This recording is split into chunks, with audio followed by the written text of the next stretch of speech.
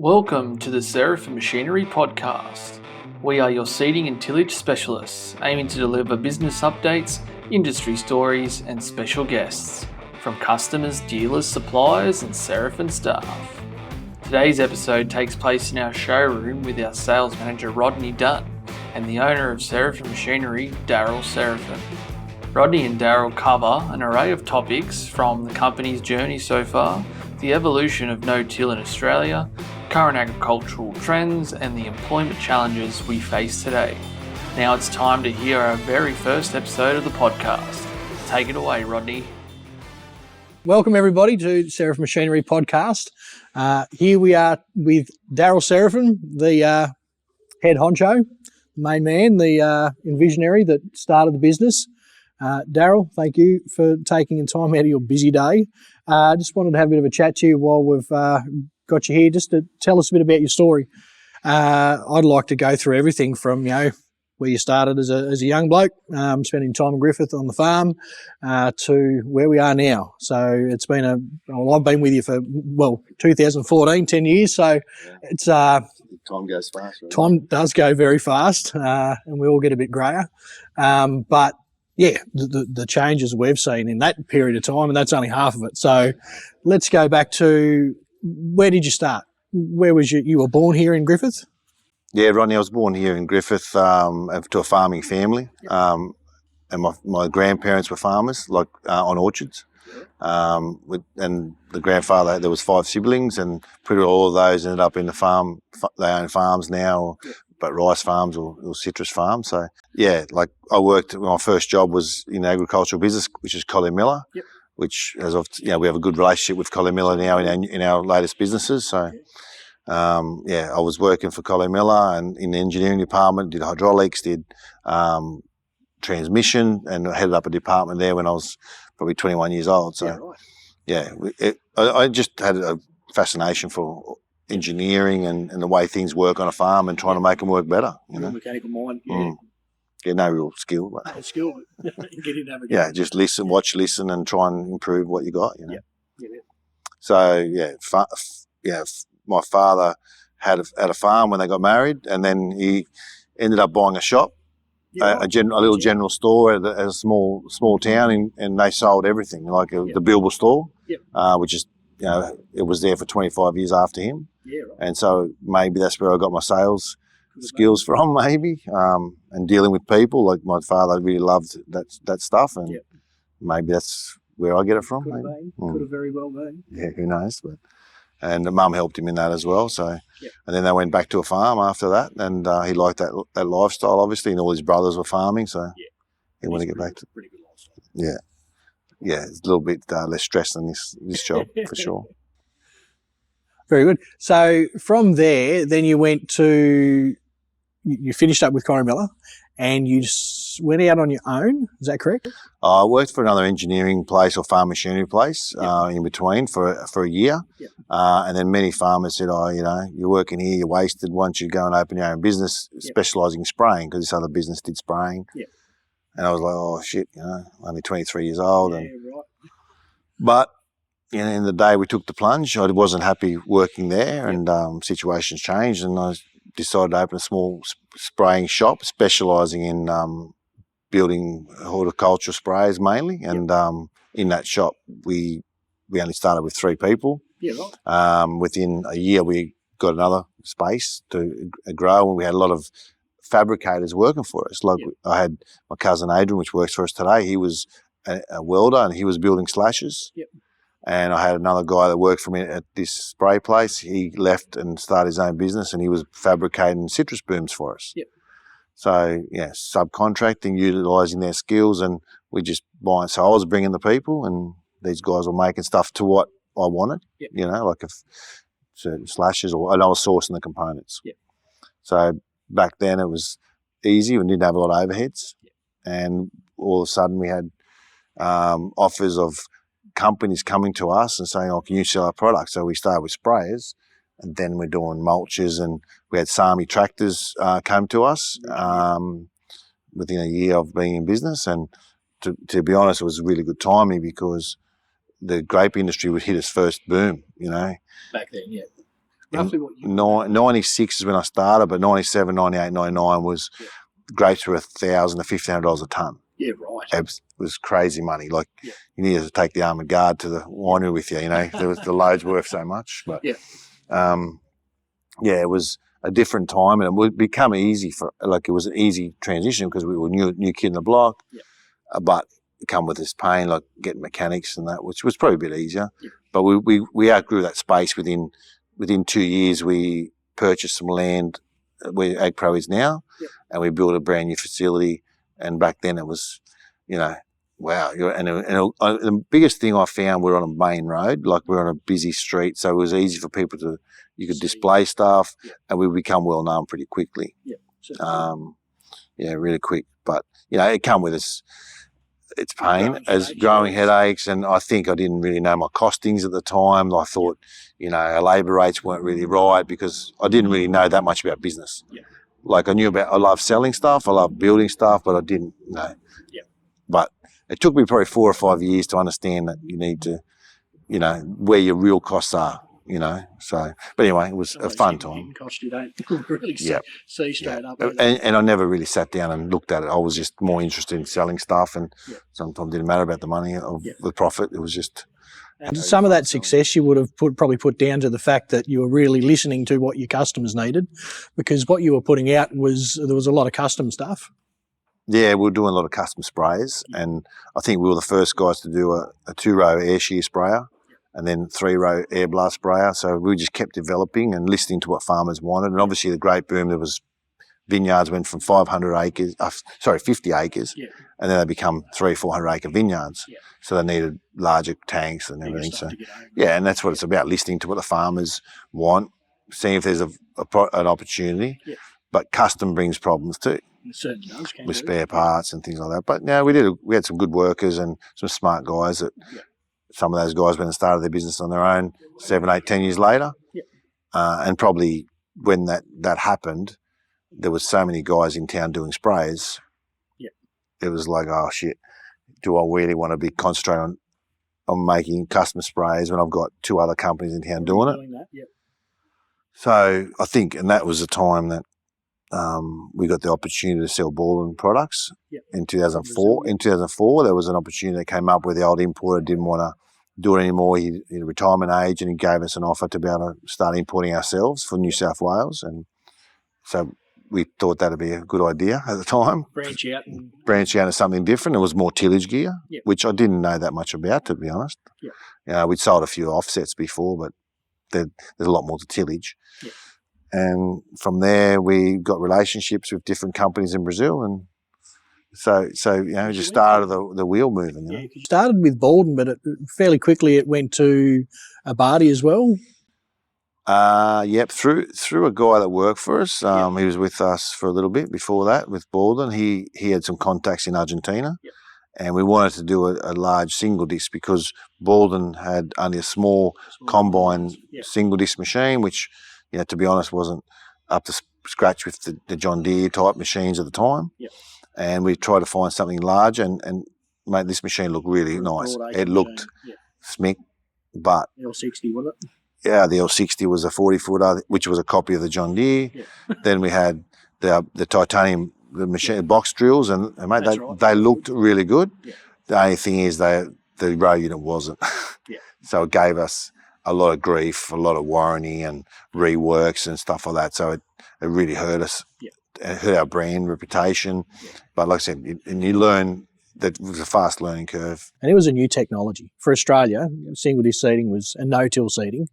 That was one of the things that I wanted to sort of touch on too before we go any further, is the no-till concept and why you really took a fascination to that, where you're seeing that was going to be a really good opportunity to again listen to what farmers wanted and develop that product. Where did that come about? Where was your love for the no-till concept for the disc seeding? That's a good question, because we started doing more cultivation equipment and earth moving. Ground engaging, and then we started with a company called Semiato. Yep. One of my good friends' dads went there and was on a farm visit in Brazil, and he came back with some brochures, and also the guy that also worked for us knew the company, so we made contact with them and we started bringing them in late 2006. We actually started doing semi-autos, knowing stuff all about it. They looked like a nice drill and had a good brand name, so we started with them. They were the guys that sort of introduced us to these soil scientists that used to do training and really understood soil. And in Brazil, it took also a long time to take up no-till. But when it all took off, within 4 or 5 years, probably 70% of the market went to it. But it took 20 years to get 15% of the market. You know what I mean? But having these guys come over and talk to us, like I met them over there, but we organised farming nights with farmers at a venue, and they come along and listen. We had 130, 140 people come along and listen to what these guys had to say, because it was new. So we invited a lot of customers. But understanding their version of it and how it leaves the moisture in the ground by growing crops is actually better than not growing crops, and alternating what you plant, obviously. And that would have been around the time that we were sort of just coming through that real long drought period too. Well, 2006, 7, 8, there was drought periods then, and even with the single disc from Baldwin, we started to see that where guys in that low rainfall, they were still getting a decent, they're getting 4 or 5 bags to the acre, where the guys that used time machines had nothing, or 2 bags. So they were literally getting 50% more yield by using no-till systems.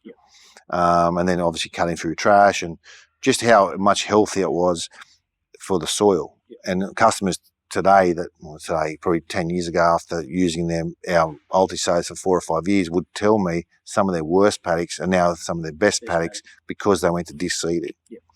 So, there's obviously a whole concept around, it's not just the planter, there's how they manage their stubble and all the rest of it. But watch. That technology of the disc seeding has allowed a lot of that sort of stuff to come through as well. Yeah, definitely. But just the no-till, how they're leaving the straw on the top of the ground, how it preserves the moisture.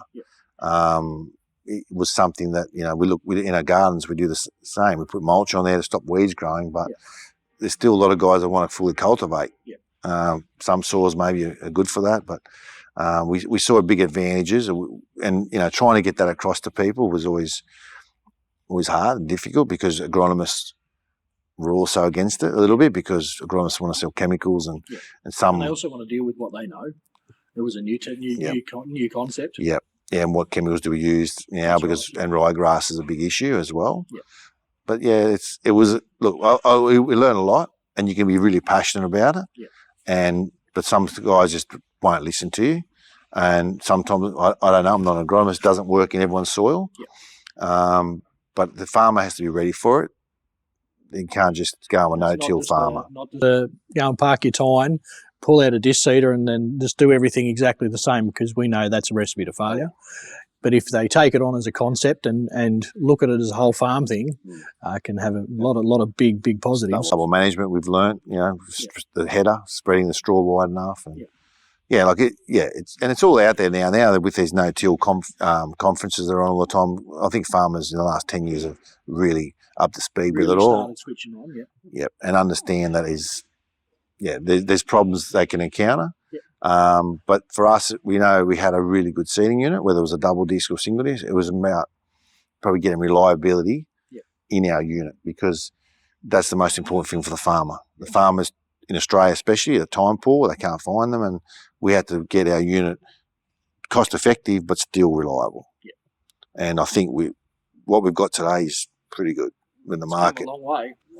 Come a long way. I remember the first seeding units from Baldwin that I remember dealing with, and what we're looking at now, the concept, the seeding job, that they still do a good seeding job.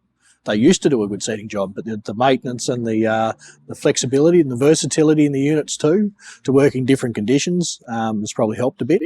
Yeah, we've definitely got to work in wetter conditions probably, and dry, and the bearing quality is better. So we're getting, with the dusty, dry conditions, we're getting long longevity in the bearings. But taking the grease nipples out off, the Baldwin had 6 grease nipples on it. We're back to 1. And it's not every day.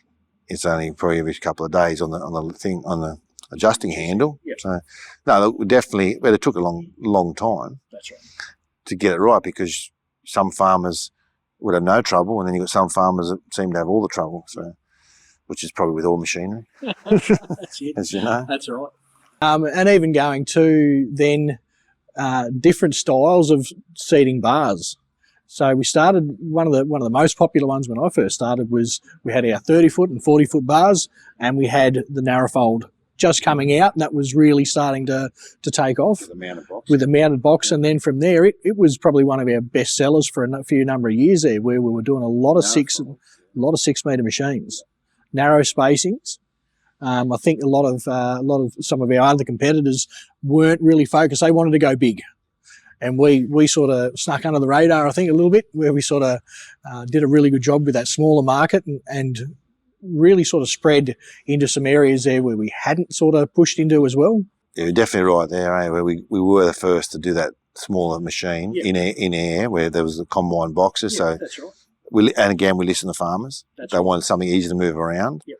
And we were probably pretty price competitive there with the machine, but now we're up there, but all of them are the same price when you start looking. That's right. But yeah, we just... and our competitors realise that there's a good 6 metre market there now, so thank you. Yeah, 6 and 8 metre market with the Europeans have smashed us a bit, and even the Australian manufacturers, but they probably still haven't got it yet, some of them, but yeah. Look, and then they've got better dealer network than us at the moment, but we're at capacity because we're building all we can, and we're selling everything every year, so we're in a good place at the moment. Yeah, that's right. From that, we started with our high lift machine. So yes, we were doing really good with the smaller machines. Along came the high lift, and that really sort of revitalised. Even myself selling the machine and having this new model. It is a gorgeous machine. It works really well, and it's given us the opportunity to go back to some of our existing customers that have been really happy with the machine, but goes, I'm not getting any younger or smaller. I want something that's going to be easy to work on. Even just down to just general maintenance. If we've got to change discs, I want to change seating depth. Having that high lift, I think that sort of really kicked back things off again in that bigger machine market as well for us, which was great. Yeah, we got a lot of customers back, our own customers, looking, okay, I've got a 10-year-old machine, 8-year-old machine, what's new? And we can keep our existing customers in-house, and that's right. And that's important for us because they know our product, how it works. And that speaks volumes to me as a salesperson when I go out to talk to somebody, and I know we've got so many existing customers that are repeat customers. Repeat customers are only repeat if they're happy. So they're happy with the machine, they're happy with the job that it's doing, and happy with the service. So, and that goes back to even spare parts, the service, admin, everybody in the business is obviously doing a good job if we get so many repeat customers. So, yeah, I think it's been a testament to the team we've got here, long-standing team, our parts team. We've got probably 50 years or more, right. 60 years without myself joining in experience, and that's important. When someone rings up, we can sort them out straight away. And we've always invested, my spraying businesses, the tillage businesses, investing in spare parts. That's the most important thing, and that's what I learned from the farming family and listening to farmers. It's one of the most important things you hear these days. It doesn't matter what the machine costs. If it's broken down, it's expensive, very expensive. That's right. And we know that we need to put more parts in stock all the time, and we will pull something apart if we need to. I've always said, that guy needs to go because he's got a small window. That's right. But yeah, we've tried to keep a lot of uniform parts with what we've developed new, so the interchange. That's right, and stuff that retrofittable back to older machines too. So people that have got a machine that's 4 or 5, 6 year old can go through and replace disc hub bearings to the latest model and things like that too, which has been a big sort of bonus for them guys, because then they don't have to go out. They go, these bars last forever. Either we upgrade our unit, what are we going to do? So even just the trade-ins with the trade-in units and being able to have that, it's kept a lot of people within the Serafin product as well, that they've been able to upgrade their product and get new customers that may not be able to afford to go to a brand new machine to buy some new units, some second-hand units, and get into the disc seating concept as well, particularly if they're a little bit nervous on coming into it. It's a good way to do it. Feel on the water. It's been interesting with the forward fold, because not many people know, I stepped away from the business for a couple of years and I come back. 8 months ago, 7 months ago. It's gone quick too. I feel like I've never left. 5 minutes. But in that period where I went away from, we were just starting to bring in the forward folds to where we are now. We've got some big machines, really big machines as well. Yeah, well, it's probably 2 seasons. We have 2 full seasons. Yeah. One customer's entering his 3rd season with our first 80-foot forward fold, and it brought some problems. And that was something that we'd had for a long time. People asking for, they wanted to go big, big, big. Like that's and we probably thought because we had a lot of stuff in front of us, we probably wanted to get our unit perfected before we went to the large farmer because now they're really pushing hard and doing big hectares, so you want to have reliability. Yeah. But the first machine went quite well, and it was a pretty good farmer. As a first customer, a bit understanding, and he got us through. But version 2, we've had a few updates on his machine. That's right. Yeah. And we introduced those changes into the next model, and I think what we've got, we're down. It's our 3rd season now with the machine, so 18 metre and 24 metre. We've got a really good product. And now guys are going to hydraulic down pressure, as we talked. It's more accepted in the market. That's a pretty exciting sort of. It's not a idea that hasn't been around for a long time, but it's something that we've embraced. I think a lot more in the last 12 months. We're probably understanding a bit more about it, and I think also with our system, the Oldie4 system, how we've made that very simple compared to some of the other ones on the market. But it works. It works a treat. Yeah, we're pretty well, we've utilised the valve that we're already using on the machine and sourced some good quality cylinders. The New Zealand cylinders have been really good quality. And, made it suit our bars because you're getting the right length. And the feedback from the guys, been really, really positive. I haven't heard one bad thing. Well, as you know, like we were talked about it probably 5 years previously, and people were saying, why haven't you got hydraulic? And some of the opposition got it. And I was like, you know what? It's another thing that can go wrong. The spring is simple; it does the job, and for flattish ground, it does. But since we've converted some over and talked to clients that have got it and seen it for ourselves, it's so much better ground following. It gives us more ability to more just consistent down pressure. And even wheel tracks now are sewn properly. That's right. Rockier conditions, you can really let the unit float a lot more. And we've had great reliability with the cylinder and the valve. So, I didn't think it was probably my fault. I said another cylinder, more leaks. Again, looking at maintenance. We're also always trying to keep it simple. That's been one of the strengths of the Oldie So is that the bars are built really strong. They're simple to operate, and that's what a lot of people wanted. They didn't want things that were too complicated. With the hydraulics on our linkage bars, that's opened a sort of a new sort of door for us as well, because previously around Griffith, we've got a lot of farmers that are on beds, growing cotton and things like that. On Cotton Hills, that's always been that we had to go to a double disc to get the units to be able to work in the furrows properly. Yeah, you got a variation of 200, 250 mil. That's right. So, but now we've got a unit there that we can offer to customers as a single disc unit that they love because it's easy to change your seating depth. It's a nice big disc and maintenance wise it's really good.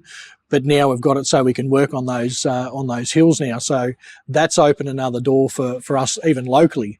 That'll probably spread to different areas, and that just come from listening to farmers and sort of having that epiphany, I suppose, where we've gone, you know what, we've got this unit now that's got a lot more travel and a lot more consistent with the down pressure. How can we make that work in the Cotton Hills? And it's been great. And I think the first thing why we didn't go for that because of the price, we had a drop down unit which is mechanical with pins, and we thought, it's a cost effective way of doing it, and that's what you always try and find for the farmer. But in reality, when you're trying to lift 120 kilos with a forklift and all the rest of it, and the workers get shitty about it, then you change them. Next paddock's a flat ground, and then you look at it. And probably a bit of an issue we always have. You're always looking at cost. You don't want to overprice your machine. Another $20,000-$30,000 is going to affect the sale. But then once we've seen it and we explain to the customer and talk to a customer that's got it, or two or three of them, it's very easy to sell. the benefits of the hydraulic down pressure, especially in cotton beds and wheat beds. We're doing eight or 10 a year now. Yeah. Whereas before, we were sort of back to four or five of the. Especially with the single disc, we're doing more double disc. Double disc was always what we sort of went to for that situation. And in wet ground, some sort of double disc still works not bad. Yeah. But adjusting the depth is an issue, and with a depth limiter. But horses are courses. It comes down to price and what a person's used before. If they've used double disc and they love on another brand, they'll buy double disc. But definitely single disc for us, our business has just gone crazy. Yeah. And because I said, they consider reliability, the job it's doing, the germination. So it's good to have a good product that we can rely on and feel confident to sell to customers, because you don't want people coming back to you all the time. Oh, this doesn't work and this doesn't work. Yeah. And we've got so many options to offer the customer. I mean, cover wheel, press wheel, which is a bit confusing, but it can be. And where do you stop? But it's nice to have those options. Yeah. Really good to have the options, but you think of a time machine, you've got all the different types of points, narrow point. Yeah, that's right. They cultivation point, they want 16 mil hard faced. Yeah. It's the same. There's not a one size fit all. It'd be nice if there was, but farmers need to stop moving the goalposts too. Yeah, they keep changing, and the soil changes. They buy a different farm, and that's exactly right. And different horsepower ratings. Or this year they want to plant one crop, next year they want to plant a different crop. Right, and things are always changing too. Varieties are changing, chemicals are changing. Agronomists what they're doing. Seasons change.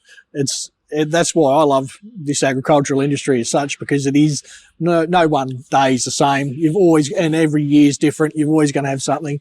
You bring out the crystal ball and look at what we're going to be doing in 12 months. That's going to be the next challenge. What's the industry going to be like? We thought this year might have dried up and it was going to be a tight one. So far, it's looking pretty positive. So, what do you do? Yeah, how much do we invest in new stock, and what people are going to buy? But like you said, we've got a good following. A lot of those guys that might have a smaller machine are still already talking about, we're going to plant and then probably update from a 40 to a 60, because customers have seen the product and it's their next purchase, So I think we just got to plan, and because obviously we custom build a little bit, have stock here ready to go for people that we just modify, but. Yeah, I'm pretty happy. Just got to deal with the trades after and work out who's buying them. But as you see, our narrow files, as soon as they go on the market, they get sold. Bang. And we've got customers ringing us when you find a second-hand one. Yeah. Let us know. So if anybody out there has got a second-hand narrow file that you're looking to upgrade, give us a call. Yeah, more than happy to take a trade, because they're a good product. Yeah. A lot of people want to get into it, but they can't afford $250,000, $300,000 to get into a fully spec machine. They're looking to get in around that 150 to 200 mark. They're happy to outlay that. So. Well, we might have a surprise with that. Can't give too much away though. But exactly, no, it's definitely something that we're working towards. On the other side of the business end, tillage. So we've just talked for the last 15, 20 minutes about no-till, but tillage is a big part of our business too. And a lot of people go, why do you go no-till and then you tillage on the other side?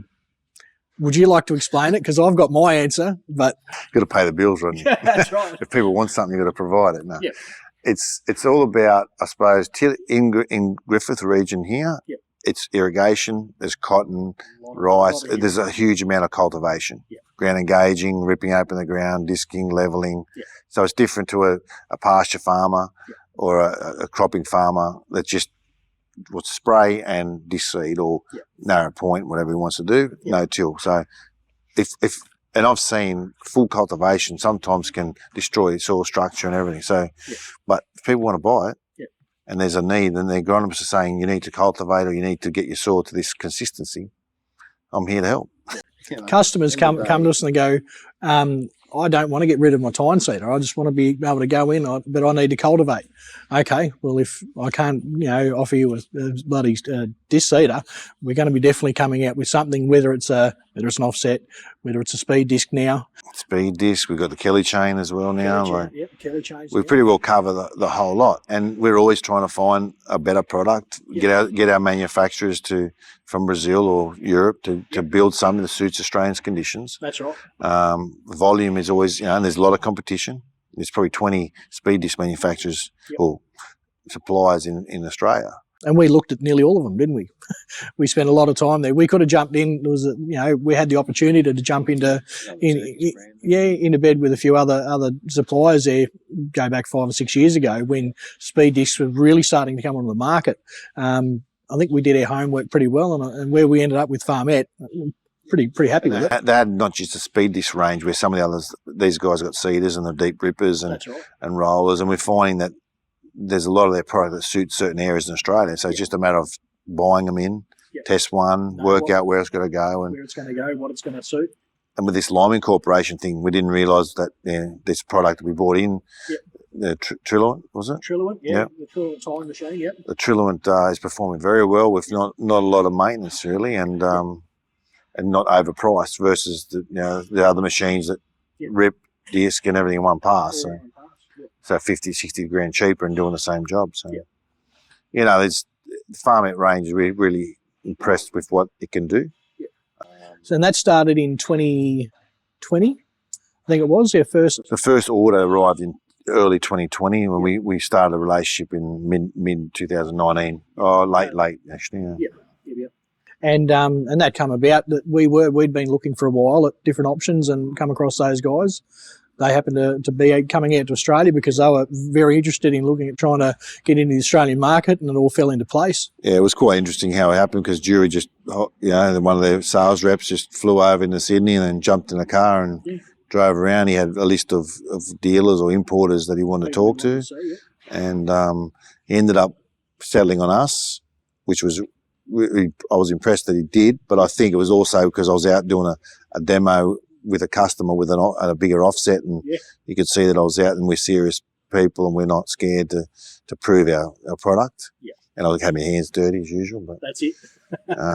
No, it was good, and he trusted what we were doing, and we were still in our old premises. We were still in that little shitty, I would say shed on the farm. On the farm, And he still trusted what that we're going to grow the brand for him, and we've proven that. And he's set the targets, and we've exceeded the targets. And it's growing. We've got more dealers coming on board now that they see the product and where it fits. They know it's a good quality product and it works really well. So you mentioned the old shed. That was an interesting sort of. It was an interesting stage of the business, but we outgrow that very, very quickly, really. So we extended the shed and put more sheds, and then here we are today. What, in 18 months, 2 years we've been here? It's more than 2 already. In December 21 we moved in here. Yeah, so the first shed we built on our farm where I resided, where I lived, and during that time, land in Griffith was still fairly expensive. There was no big spots there was no land to bloody buy, to be honest, that was big enough. And we were just new. We didn't know if it was going to be successful or not successful. So we said, well, let's build a shed on my farm, which was not very prominent. It was sort of hidden away, but we started there with a small team, and we just started with what we had, and we just grew. And that 1,000 square metre shed become 1,500 square metres, and we had a bit of land around. But I tell you, the team that we had there was really good and put up with some pretty shitty conditions. I would say, like dust blowing in, and you see the ones that we've got here now, the people, like you were saying with our spare parts guys been here for a long time, they've seen that business grow right from really early days to growing out and then coming here, and the investment that you've done here is amazing. So anybody that is in the Griffith area must say, come down, have a look. Because not only have we got this beautiful joint here, but we've also got our sister company, Serafin Agpro, next door, the tractor business, which, again, that started in December this year. We opened up, didn't we? Yeah, we moved in, in December. We pushed everyone to get in before Christmas because otherwise it would never have happened, I think. We're still about the old place. And that, again, this was we sort of started thinking about this in 2018, the Serafin Machinery shed. And by the time we got through council and everything, it's a big process to get everything passed and get drawings done and try and design it to suit the job that we do, and hopefully it's right. But you never, as I always say, you never build a shed big enough. But I think we did a pretty good job with the design at the moment. The throughput that we're able to get through the workshop, it's massive compared to what we were limited with at the farm. Yeah. But like at the farm, we were doing 100 machines, 110 machines a year until we started with the Eco Series offsets, which grew rapidly. And we looked at an alternative. I suggested that we use a subcontractor to assemble the frames. So we trained another business in town that wasn't that busy, and they were doing those for us. So through life, that's what I've always done. Like, don't take, we can't do it. Yeah. See if there's another option. What opportunities there is. And you might drop profitability, but end of the day, it's about providing a product for a customer that needs it and grow a brand. Yeah. So it's not, that's where we grow the brand. And like I said, those Ecos, we're doing 150 plus a year. That's right. Yeah, and we'll probably subcontract and 60 to 70 of them getting done by someone else. Yeah. But now with our new facility, which we've got here, we can do all that in-house and much more efficiently. Yeah, we've got a good team of guys that can do 6 or 7 machines at one time, not one at a time. And the numbers haven't dropped. The Eco Series are still, and we're bringing out new products with them too, with the Eco Speed Disc. That's going to be a really good product. Yeah, first, obviously, we took the first batch in last year. Yep. Just want to, again, suck it and see. Feedback's been good. Yep. Assembly was an issue. We got it wrong, to start with, but redid it and got them to track straight. Yep. Build quality looks good. Yep. And where we've put them, everyone's really happy. And one of our dealers is over the moon with the results in the field. Really good. And ordering a few of them now as well. So, again, that's what we do. We bring them in slowly and then grow the brand and making sure you got it right, because if you put too many out and they're not right, it'll hurt you. It will really, really hurt you. So, that's what we found. But, probably when I was younger, I used to be a bit more gun-ho, but I learned that calm the farm a bit sometimes, and the salesman always excited to sell it, but you got to say, calm it down. Let's get one out. Everyone wants to buy them, but it's about be a bit more selective with who we sell to as well. To start with, work on that. Yeah. But no, that's a good additive, that Eco Series, for our whole branding, and people see them everywhere, and we get repeat business, and a lot of people just say, "Oh, we've heard that your disc's the one to buy." So, we're really happy with that product, and we would never have thought you would sell 150 small offsets a year. Every year. It wasn't just a once-off. We thought, this is great. We've just taken this market by storm. It's going to flood eventually, but we're still selling. We've got dealers still buying, 3, 4 at a time, getting a truckload for stock, because they're selling them and just keep ticking them over. All through Northern Queensland's been really strong for us. A few in Western Australia now. South Australia's kicked off. Yep. Victoria, but I would never have thought there'd be such a big opportunity there for machines. But I think speed tiller is still cheap. If a well-priced speed tiller is still what people want for fire breaks and that.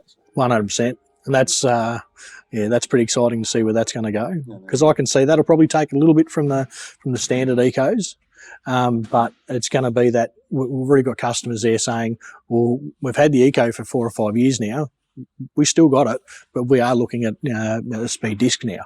So it'll add it to. That's right, and it'll keep it, and it's just another tool. And at the price that they're coming in, that you can nearly afford to every 5 years buy another machine and keep updating machines and add it to your arsenal. Because as we're finding, people are out there running around with a speed disc now and saying, I want to be able to go in 6 inches deep. But we know that, okay, well, that's probably not the machine you need, and there is a big one machine to do all is not very common in tillage. That's why we have so many models, all brands. Like we deal with Brazil, with 2 of the biggest manufacturers in Brazil regarding tillage, which is Baldwin and Tattoo, side by side, and the amount of models they have is massive, and it's like, which ones do we bring in? So it shows you everyone has a different requirement. And you can't have one tool, one big heavy disc to plough all the ground, and it'll leave a shit finish. Yeah, and it's not going to horrible finish. In an inch deep and go over it. If you try and go shallow, it proves that yeah, they're all out there to be used. You just have to buy the right one that suits you. And some years you need to, and that's why we hire stuff, I think, because some guys don't have the hectares to do, so they get an opportunity to hire a machine and use it, and then we find that down the track they buy them. Yeah. Yeah, it's a service we provide, and it does take time, but we're finding it's really good, and it also gives us the opportunity to see the machines more, get more familiar with it, understand the machines more. So it's a win. That was always a good thing for us. I've always said that to you guys. It's a pain, but you learn your machine really quickly. You learn if there's any faults, because if guys have got it on hire, he ain't going slow. You know, he's testing every bit of it and trying to run big hours. We've got some customers that run big hours with some of our machines too, so you learn. If you pick your faults early and extinguish it, because all our suppliers are pretty good regarding reacting and changing something. And that's why I think hire, like I said, is a good way for us to learn how to use them, where they fit the market. So, 100%. Yeah. And people are paying it for a demo. Well, that's right. That's right. Going forward, what do you think the industry's looking like? Industry agriculture? Yeah, in Australia.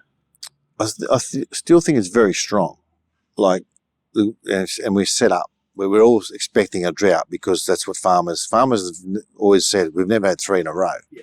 It could be 4 in a row. That's right. And we're probably fortunate that, not just growing the crop, the price has been fair. Good, yeah. But I am hearing that the price of a lot of the commodities, like rice, is coming down, cotton still is staying, but even corn, like it was $400 about 3 weeks ago before harvest. Now it's down to $300 because they haven't got enough facility to store it, so they dropped the price. Yeah.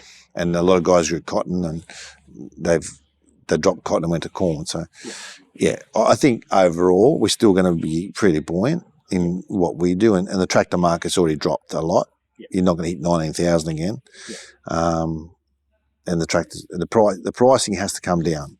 What I feel is the tractor pricing and some of the implement pricing. Is over, and people have stopped buying. It says it's just too expensive. Yeah. And I've seen it come off in the pricing out of Brazil's come down a little bit, because their market slowed. So now they've got ability to produce. Our cards a little bit. Yeah, and I think for me, we all, as a business, we all need a bit of a calm down. You can't keep growing 25-30% every year. No, that's true. And keep up with the staff levels that are available, because there's not many available. So, in general, I think we're going to come back to what we were in 2019, which is fair numbers. But we're going to be dealing with a lot more trade-ins, I think. That's where I think we'll be sitting. And then that's double. You might sell 200 new machines, but you'll sell 150 second-hand machines. That's right. So everyone's going to work a little bit harder in that way, and the workshop becomes more like busier doing repairs rather than building new machines.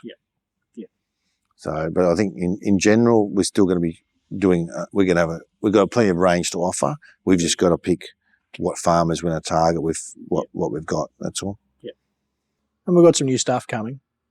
Always got stuff turning over in your head.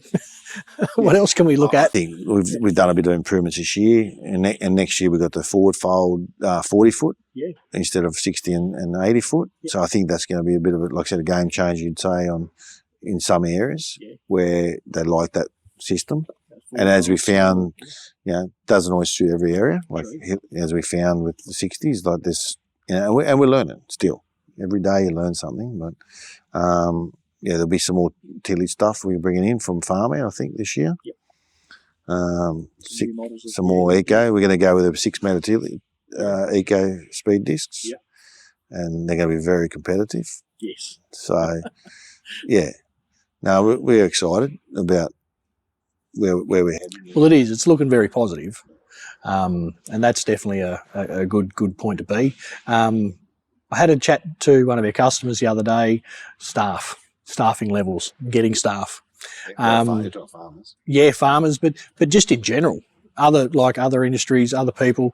I know some of our suppliers in town, they've had issues with staffing levels and stuff like that. Doesn't matter what industry you are. What are you doing to try to overcome that? Because I know next door at AgPro, you've actually had to go, you know what, I'm going to have to look overseas. Yeah, with the tractor and sprayer business, mechanics is very hard, high-skilled mechanics. It's very difficult to get people, spare parts people. It's just in general, there's no picking of people in Griffith's a small town, really. And we've got the wineries here. Town, but it's also so many industries in Griffith itself. The industry is huge here. Massive. Yeah. There's 650,000 birds a day getting killed here. Well, you see how many go around and the corner. And trucks constant. No, it's mad. And the wineries we've got here, and it's a great town, as you know. That's right. It's so much happening. Got stuff going on. All the gins and all the fish farms as well. That's right. They're really taking off. Akuna, there's so much opportunity for everyone. Yeah. But we're going to have to bring, if you want specialist ag-co mechanics, Fent mechanics or whatever, you have to bring them from overseas. So we've done a great marketing campaign with Vince and Michael over there and promoted the town, really. Yeah. So I think that was we got a fair few applicants. Good. Try to target England, Germany. Yep. We've got a few. We've got some guys from Ghana. They're really good. Good. Really apply themselves. Yep. It takes them a year and a half to get up to speed. Because depending on what brand they're working on, but we have to look at other opportunities. You can't just rely on and say I can't. Yeah. There's no one available. Sorry, you have to wait. We have to have we're in a service industry. 100%. Which is, getting your car serviced. I booked in my ute the other day. It was end of May. Like, what am I supposed to do? So you just got to have a rolling service. Yeah, but that's when it's due. But they must be struggling for mechanics, or they've sold a lot. So when a tractor's broken down, or you see it's broken down, they're going to want to wait till. And the weather coming, so you have to say, okay, what's our next option? And in Griffith, there's a lot of Filipinos, like our engineering company have a lot of them, and they're very reliable workers and they can do a great job. But even them, they're getting harder to get good quality ones. They exhausted them. From all over. Then they work all over the world. But we have got some guys coming that we're going to sponsor. Excellent. But in this business, we might have to do the same, But the government makes it a bit hard because you can't just bring anyone for every position. They have to be where you show that you've advertised, and the industry has to be listed. But we definitely got some guys coming. One from South Africa, one from Ghana, and another guy from England. So excellent. Oh, that's good. It's good that you're looking outside the square, but you have to. Like you said, it's one of those things you can't just go, well, it's too hard. I can't find anybody. I'm just going to deal with what it is. You've always got to look at, well, what other options are there? Yeah, we owe it to the customer. Mate. That's it, to look after the stuff we sell. We're not just selling. Because the salesman sells the first one, don't they? Who sells the second one? It's your service. Service department and parts department pretty well, no matter what we do, whether it's tractors or... And that was one of the very first things I think I picked up from when I come here, was just how much of an importance we put on service. Yeah, and it's instilled in our staff and the guys that have been here a long time, and they put that urgency on other staff at the start here, and everyone understands it has to go out, and they'll work the extra hours sometimes to get something on a truck, or, as I said, pull things apart or drive, send someone to meet someone halfway. And I think you can't make everyone happy. You try your best, and sometimes blokes you do your absolute best. But I think we definitely don't say no too often. And there's been a lot of customers there that may have not had a great experience to start with, but there's been a lot there where we've actually turned them around. And again, you get these guys, then they're going to be loyal long-term customers because they know that, it was a shitty situation to start with, but geez, they got in, they've got things swapped around or changed over or fixed, repaired, whatever it was the case. And, keep. And sometimes it's our fault and sometimes it's the operator's fault or whatever, but we work through it, and a knowledge thing where they didn't know about something, how to operate something. And these days with farm machinery, knowing how to operate, there's so many things with controllers, how angles, and just the tractors are hard enough to drive. That's right.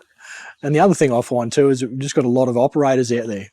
So you're dealing with the owner, the farm manager, but then you've just got a tractor operator, or a steering wheel attendant, as we call them. Yeah, they play the GPS and watching videos. Yeah, and again, it's one of those things that what do? You know that it's not the boss's fault because he's trying to get the job done. So you just sort of pack it up. And go, lack of translation, communication, whatever you want to call it, training. Yeah. We all struggle with that, but Exactly. No one wants to read a manual. No, it's a manual. Yeah. And this is where videos, like even I sent, we sell the Fendt tractors there, and they've all got little short videos, how to do this, how to do that. John Deere do it too, I'm sure, and Case. But I think that's where we probably have to get better. We've talked about how to set up your seeder, your semi-auto seeder, short videos, troubleshooting, and then put them on YouTube. Like spending that time over winter months would be a great advantage to our customers, you know, because it's easier to watch a 30-second or 1.5 minute, whatever, video. Oh, 100%. And a lot of people are visual when they come to learn. It's a lot easier to learn something, I like to be told something rather than read it. Yeah, and actually go out and play with it, as we do. Button mash. That's it. Button mash, go out there, put it in the ground, make a few changes, see what it does. Yeah. It's the best way to actually see what's going to happen. Yeah, ring up the dealer. Oh, this doesn't work. I've just wiped the screen. Yeah. Yeah, it happens all the time. Fantastic. Well, thanks very much for your time, mate. I think this is probably the longest I've actually seen you sit in one spot. I knew it was going to be one of those conversations that was really easy because it's something we're both passionate about, and it's a great company to be involved with. I think our customers know that. They see it. I know our staff here love it. We're very passionate about the business and where it's going. But they love it some days when the pressure's not on, but they always hang around. It's this time of year too. We're sort of, middle of April now when we're filming this. So it's a very busy period. We've got 6 weeks. Everything's going out. A lot of our big seeders, a lot of our new stuff that's starting up, a lot of old machines that are just starting to come out of the shed. And customers bought trade-ins and then they're trying to work out how to use them. So yeah, it's full on. That's right. If you could only see, our phones have probably been ringing flat out. I've had my phone ringing in my pocket the whole time. Daryl's has probably got about 30 of his phone calls himself. But yeah, so no, thanks very much for your time, mate. Really appreciated. Hopefully everybody gets a little bit more of an understanding about our story, the Serafin story, and your story. And, we can't forget Lorraine. She's done your wife, she's done a magic job, keeping you in line. And to be honest, today's our 25th wedding anniversary. So yeah, she's hung around for 25 years. Congratulations, thanks, mate. Yeah, That's awesome. So it's interesting that we've been through a lot of stuff in the last 25 years, and 100%. It's a testament to her to put up with the pressures we're under all the time, and you go home and you're not. You work. Some days you're not that happy when you get home, but. She's the one that takes it, but she's stood by us and she's been here to support us all the way. And always got a smile on her face. Always happy to see everybody. She's the one that and loves everybody. So it's good. No, she got an ear for everyone. Like wants to listen and it takes time. So it's great to have her around. But thanks for the chat. No worries, mate. Rightio. So we'll call it quits on that one. Again, make sure you like and subscribe, share it around, let everybody know Serafin Podcast is where it's at. And we'll talk to you next time. Thank you.